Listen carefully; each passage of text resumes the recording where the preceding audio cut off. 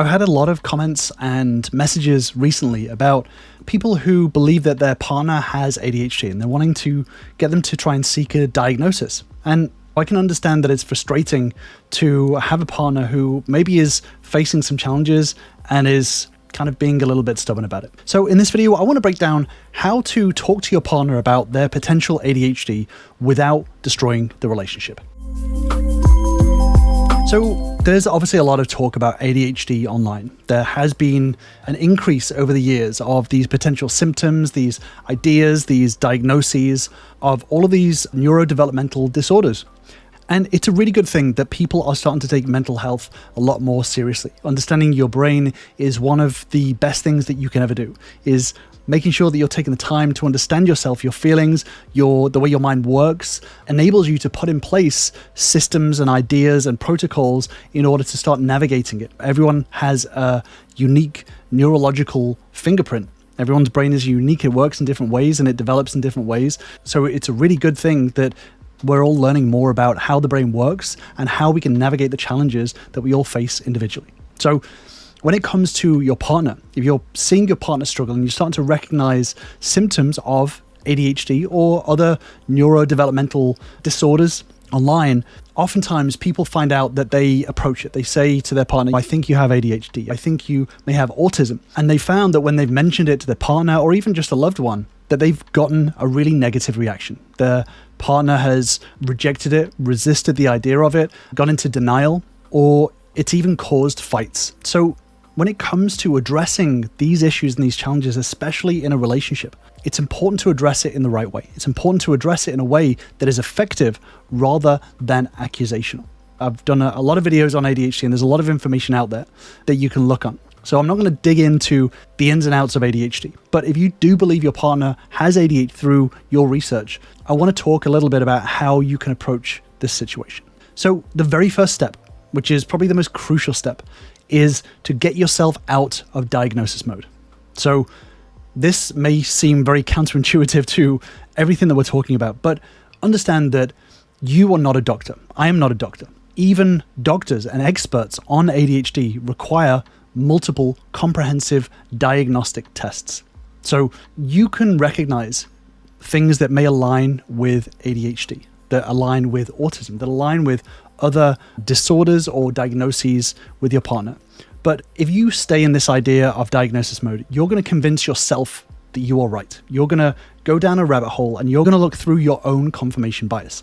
You'll end up only looking for evidence to support your conclusion, which is your diagnosis rather than an expert. And this actually doesn't help your partner, because what happens is that if you stay in this mode of diagnosis, of saying or thinking to yourself, they have ADHD, the focus shifts away from them and to you proving that you are right, rather than actually supporting them. So in staying in this diagnosis mode, you end up actually self-serving rather than supporting them. It can come across as if you're more interested in how their potential ADHD affects you rather than how it affects them.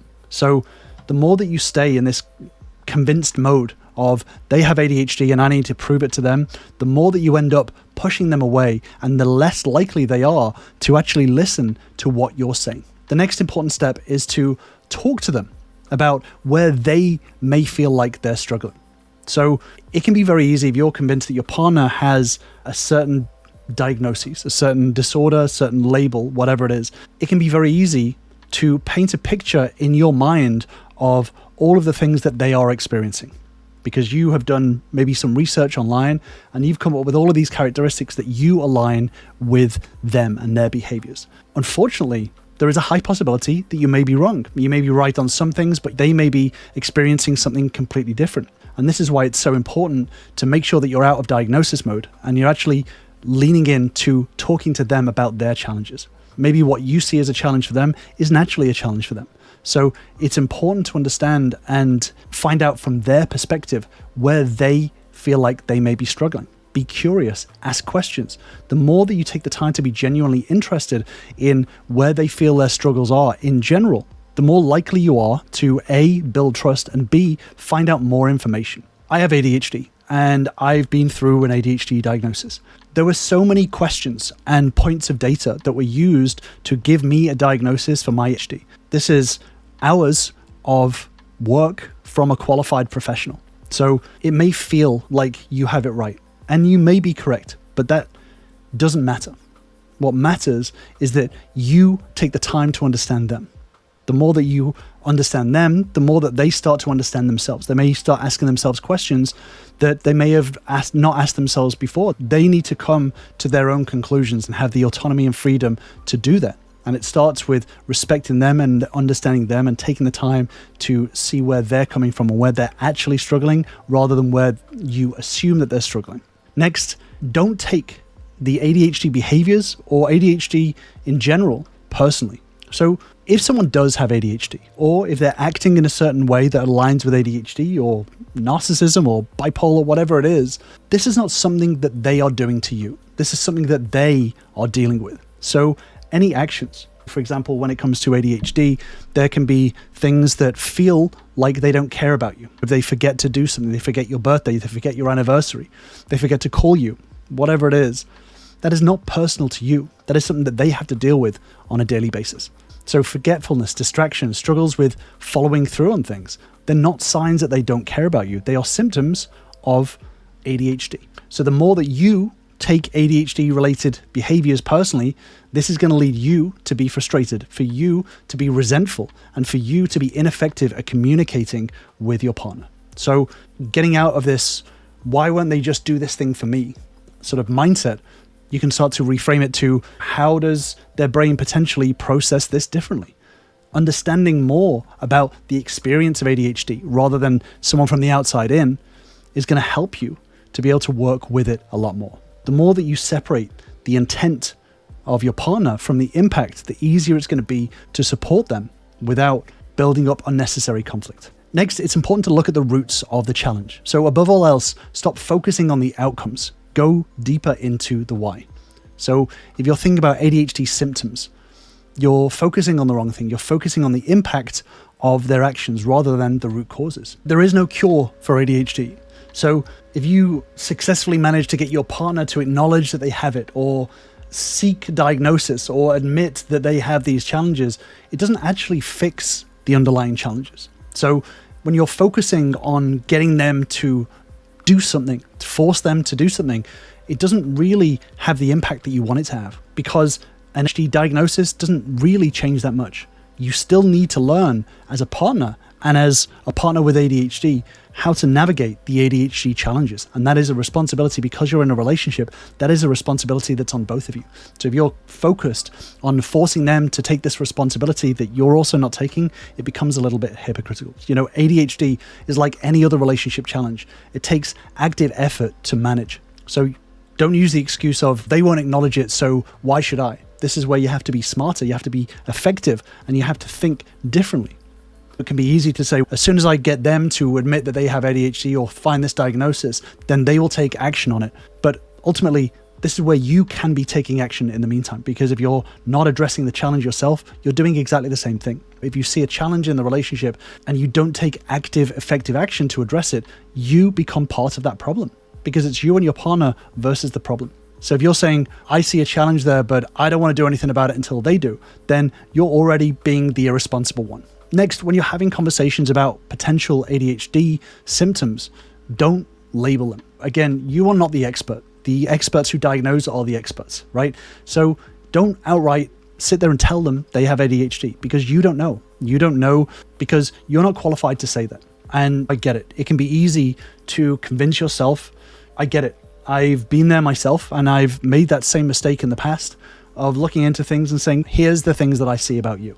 But ultimately, if their struggles align with what you know about ADHD, focus on the struggles that they're facing and invite their thoughts rather than labeling with this label. For example, you could say something along the lines of, I am definitely not an expert, but from what you've told me, some of the things that you've mentioned, the struggles that you had, kind of lines up with my understanding of ADHD. Like the times when you sometimes feel like you're running late for things, or you feel overwhelmed in certain situations, or you have moments where you feel really unfocused. But I don't want to tell you, I just wanted to sort of hear, what do you think? This way you're focusing on communicating as a form of understanding them rather than trying to push your opinion onto them. Next, it's really important to approach with what we call a synthetic mindset. So as with anyone, it's a normal human reaction to feel a resistance to something significant like ADHD. Again, it doesn't mean that they have ADHD. As human beings, when something like that comes up, it's a normal feeling to resist that idea, period. So this is what you should expect. And this is what you would likely do in the same situation. If I turn around to you and said, you have ADHD, then your initial reaction probably wouldn't be, oh yeah, I probably do. You'd initially go, this doesn't align with what I view myself as. No, you're wrong, and you would reject it. So expect this. But when your partner resists this idea, take the time to listen and to try to understand their point of view. Understand why they may resist this idea, why they don't see themselves in that way, because you might learn something from their experience. At the end of the day, especially if you're someone who doesn't have ADHD and you're trying to, from the outside in, diagnose them with something that you've never experienced yourself, your view is going to be very, very different from their view. So if you want to truly understand ADHD, whether they have it or not, if you truly want to understand ADHD or even truly understand your partner, it's going to be so important to actually take the time to listen and understand and show that understanding of their individual point of view, not as someone who has ADHD, not as someone who is a narcissist, not as someone who has bipolar, whatever it is. Taking the time to understand them as an individual is going to build that bond and build that trust. And that's more important than anything. So just because they resist your idea doesn't mean that you need to resist theirs. You don't need to resist what they're saying back to you. This is why we call it a synthetic mindset, because you're coming from a place of synthesis. You're coming from a place of joining your two perspectives together. And the more that you focus on synthesis, the more that you're going to be able to build the relationship moving forward, whether they have this diagnosis or not. And next, if they do push back, don't force the conversation. So like we said, there's going to be times when you mention it and you're going to get some resistance. It's really important how you respond to this resistance. Making sure that as you're taking the time to understand them and hearing their perspective, get into the habit of being able to validate their perspective first. So resistance usually means that they feel unheard, they feel misunderstood, or they feel defensive. So being able to validate in this moment is going to be really, really important for building that trust long term. And again, it shifts away from this idea of forcing them to see something that you want them to see and gets more down to the root causes and the root challenges within the relationship. And this all starts with validation. So being able to say something along the lines of, I get why this might feel a bit frustrating or overwhelming. I don't want to make you feel like I'm telling you who you are. I just want to understand and be able to support you better. And during this time, they can come from a place of misinterpreting your intent. They may be reacting to something that you didn't actually say. So you can clarify what they think you're saying. You can ask them something along the lines of like, hey, can you tell me what you're hearing from me right now? And if they have misinterpreted your intent, then you'll be able to validate that and then gently correct it, saying, I can totally get why it seems like I was doing that. I totally understand. But just to clarify, I'm definitely not saying that you have ADHD. Ultimately, I'm just kind of saying that some of what you've described reminds me of what I've learned about it. And I just kind of wanted to open the door to hear your thoughts. This is where you're clarifying your intent of the conversation. And this stops you from turning it into a battle. If you're cultivating a conversation where they feel like they have to win or you feel like you have to win, ultimately, you're both going to end up digging your heels in and nothing is going to get resolved. You're actually part of why the conversation is being pulled off topic. And understanding that when it comes to these conversations, there's timing issues. There are a lot of things that affect our emotional and cognitive capacity to be able to take in difficult conversations. If someone's just come straight home from work and they've had a long day, that is not the time to have that conversation. If someone has just woken up, there's going to be many times that are not appropriate to have a difficult conversation, an uncomfortable conversation like this. It doesn't mean that it should never be spoken about, but finding the best time and also being able to lead it in an effective way. You're 50% of that conversation. And that means that you have a high responsibility on how this conversation turns out. So if they don't want to talk about it, pushing isn't going to help. You can always revisit this conversation later when emotions aren't heightened. Being able to say, I can understand how it seems like I'm probably pushing this opinion on you, and that's not what I'm trying to do. So my suggestion would be, let's just leave it for now. And if you do ever want to talk about it or revisit the conversation, then, I'm here to listen. This is where it's crucial that you stay calm and you learn how to regulate your own emotions. I've actually done a deeper dive onto emotions and learning how to master them, which I'll link to up above and in the description down below. But learning how to master your emotions is going to be crucial during communication. A lot of people think communication is just about learning how to say the right words, but it's not just about words, it's about your internals as well. So frustration or defensiveness is only going to reinforce your partner's resistance to this idea that you're trying to talk to them about. Next, it's going to be really important to make sure you're working together to move forward. So ADHD, if it is present in a relationship, this is a shared challenge. This is not just your partner's challenge to fix. They are not the problem. The challenge is the ADHD itself. And learning how to navigate that is a dual responsibility in a relationship. So instead of only focusing on struggles, recognizing that if this is the case, then there are strengths that come with that too. There are good things about having ADHD. You are getting a partner who has a lot of creativity, a lot of outside of the box thinking, a lot of dedication and hyper-focus in the right moments. ADHD brains can be very creative, can be very passionate and very deeply engaged when it's being stimulated in the right way. So this can be used to the relationship's advantage. So learning how to navigate that is also on you, right? So building an environment where you're working together to create systems that help both of you, not just your partner. This is about, again, synthesis and being able to link together and being able to come up with systems that work together. So as a pure example, instead of you constantly reminding them about tasks, which disempowers them, being able to create external accountability tools, a lot of suggestions about shared calendars or alarms or things like that, empowering them with systems that allow them to cultivate their own responsibility is going to be really crucial. We speak a lot about this parent-child relationship where one partner falls into this parent role and treats the other one like a child and then gets upset when that partner acts like a child. But this is an unspoken contract that you have created. And this ultimately means that you have to uncreate it. You have to allow things to fail sometimes. You have to work together to be able to iterate on a system that works for both of you. And that's so important in a relationship like this. Making sure you're setting clear, realistic expectations for both partners. ADHD doesn't excuse certain behaviors, but it does mean that you need to approach situations differently than what your gut says. This is not a situation where you can just do the same thing over and over again and get upset that it doesn't work, right? You have to be smarter, you have to be more effective, and you have to navigate the situation differently. And making sure that you're prioritizing progress over perfection. So small, consistent improvements matter more than expecting immediate change. No one is going to change overnight. It takes a long time, many conversations, many iterations in order to move in the right direction. But most importantly, if you are wanting your partner to self-reflect, to be able to take a look at themselves and start to understand the way that their brain works, it's absolutely imperative that you lead by example.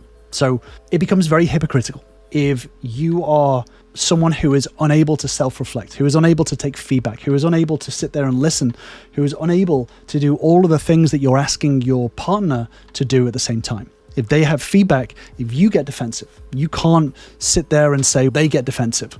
It's not fair. So you have to lead the relationship in the right way. This is one of the most crucial things about relationships, is that we can easily fall into this idea of blame, of pointing fingers on whose fault something is. It's the ADHD partner's fault, it's the non-ADHD partner's fault.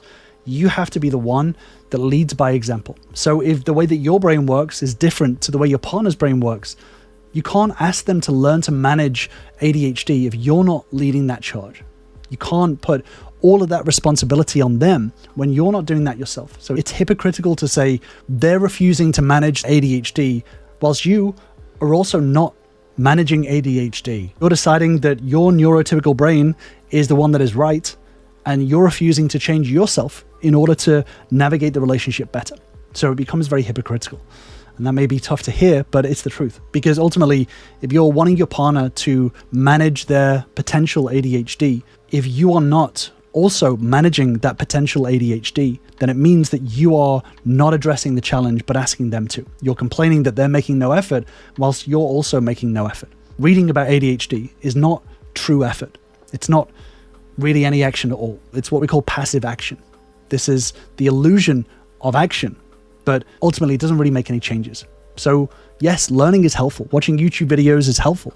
But unless you change your actions, unless you change the way that you do things, unless you change your beliefs, unless you change your thoughts and regulate your emotions, then you're not really making any effort in order to navigate these challenges. Learning is helpful, but applying what you've learned is what actually makes a difference. And this is why, just to wrap it back to the start, this is why you can't sit there and be the expert. You can't sit there and be the expert, because if you are the expert and you're not changing your actions in order to navigate the potential ADHD, then all you've done is learn something and lecture somebody else about how they need to change for your relationship. Ultimately, you have to start with what you can control.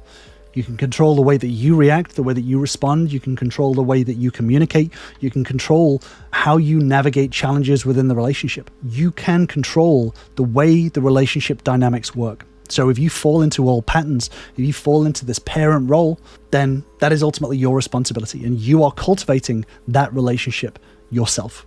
So if you want better communication, you want to improve how you listen and you express yourself, then that is what you need to take action on. If you want better routines, help create structure that benefits both of you. If you want them to be more mindful of time, make sure that you're managing time effectively too. Make sure that you're understanding that there is going to be some points of failure there. Your actions set the tone for the relationship.